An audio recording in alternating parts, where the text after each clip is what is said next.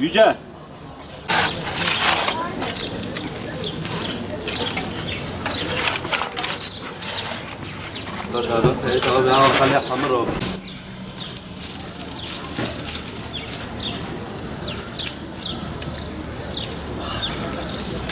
Fidancılık bizim doğan mesleğimiz. Köyde uğraşıyorduk fidanla. Bahçemiz vardı. Köyü bıraktıktan sonra böyle bir şey babamın aklına geldi. Yüksekova'da böyle bir şey yapalım diye. Başladık işte böyle normalde. Babanız sağ mı? Vefat etti babam. Bir yıl önce vefat etti. İşte babam mesleği devam, biz devam ettik. Babanızdan mı öğrendiniz bu işi? Babadan tabii, babadan kalma bir mesleği. İşte Kaç tane satabiliyorsunuz yıllık?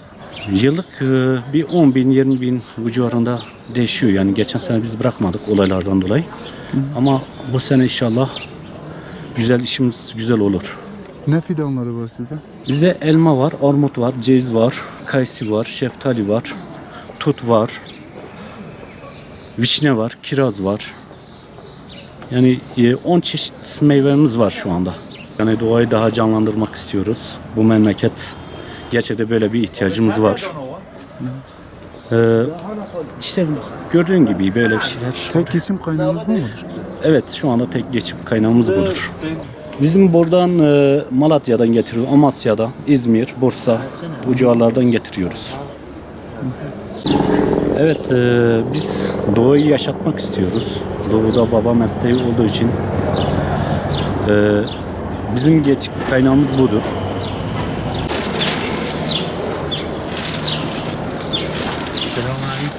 Aleyküm selam. Peki geçen yıl ne almıştınız? Ne yetişmişti köyünüzde? Köyde elma götürdüm, armut götürdüm. Kayısı götürdüm. Onları getirdim. Bu sene de niyetim var da birkaç tane daha getirdim. Kaç ton elma çıktı köyde? Valla hala yeni ekiyoruz. Yeni ekiyorsunuz. Tutuyor ama yeni 5 senedir hala iyice tutmuyor. Verimli oluyor mu? Ha, o da iyidir. Ürünler iyidir. Geçen sene bahçeyi tuttum. Ağaçlarından memnun musunuz bizden aldığımız meyvelerden? Ha, yüksek. Makas ne oluyor?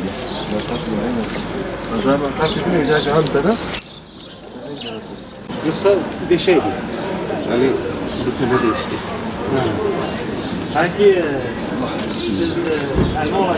Ne yapıyorsunuz şu anda? Şu anda budama yapıyoruz. Müşterimiz var. Nasıl dikecekler? Onu anlatacağız ve nasıl yapacaklarını onu göstereceğiz inşallah. Bakalım. Şu anda babama Allah rahmet eylesin.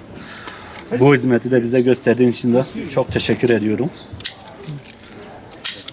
Gani rahmet eylesin. Evet, bizim halkımıza bir duyuru yapmak istiyorum buradan. Elma veya armut, kayısı gidip batıda almak, Ankara'da, İzmir'de, Amasya'da alacağına burada kendimiz yetiştirelim. Kendi ürünlerimizi organik olarak buradan daha güzel olur.